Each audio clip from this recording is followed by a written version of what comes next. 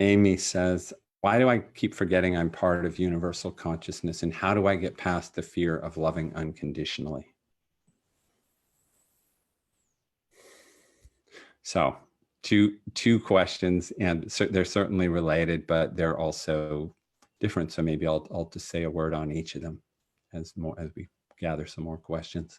So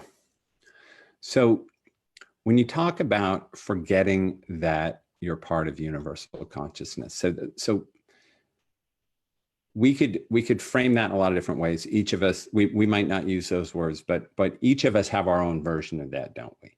It's something always along the lines of, there are higher potentials that I've discovered.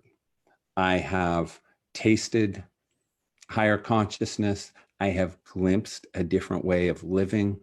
I have known myself to be something other than the mind and ego. I have discovered who I am beyond that. I've had peak experiences, epiphanies, profound awakenings. It's different for all of us, but we each have our own version of, I've tasted something. I've discovered something that I find it very challenging to live in alignment with all the time. I find it hard to really stay there, to really live from there. And to some degree, we could say, well, some people will tell you, well, that's just how it is. There are peak experiences where we discover higher possibilities, and then there's the rest of life, which is definitely not a peak experience, and that's just how life works. All we can ever hope for and expect are to have these peaks where we get glimpses of the sublime, but life will never be that way because it was just a peak experience.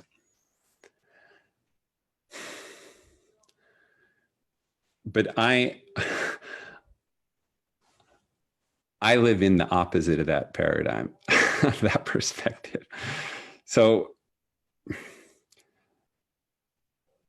what's really true is that those glimpses, those peak experiences, those sublime discoveries, are moments of knowing the way things really are. There are moments when the veil falls away and we come to know something that is always true about life, that is always true about us. We are having a brief glimpse of something that is fundamentally true and something that can be our ongoing lived experience.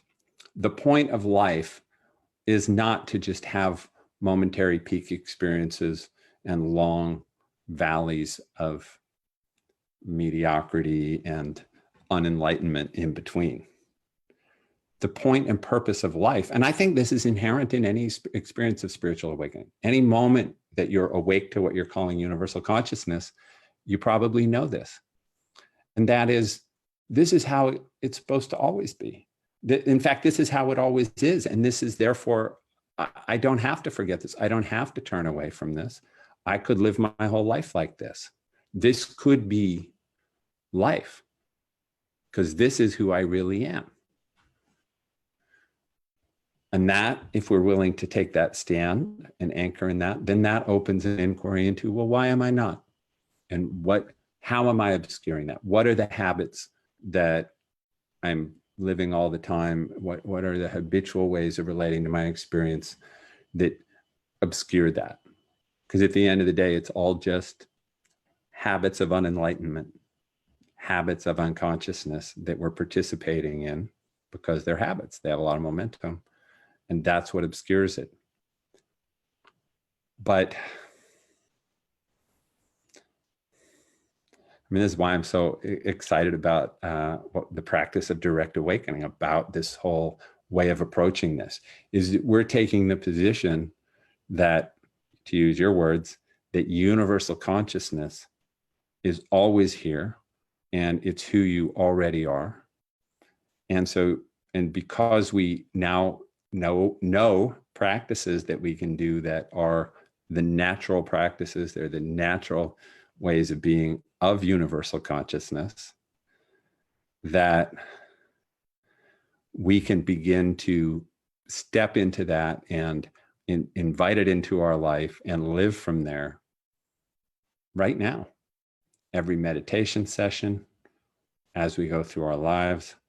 And in that, then we're not putting it outside of us, and we're not waiting for it to come back. Even if we've had a profound experience of it before, we're not practicing now to try to get back to a profound experience.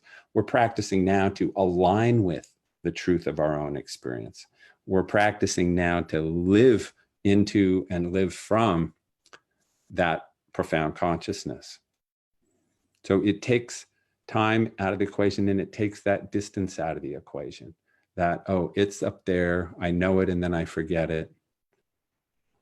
You don't really forget it because you asked this question. You know it, but are you willing to plant your stake in it? Practice it, live it, without waiting to rediscover it again. That's really the fundamental shift that I would invite us into.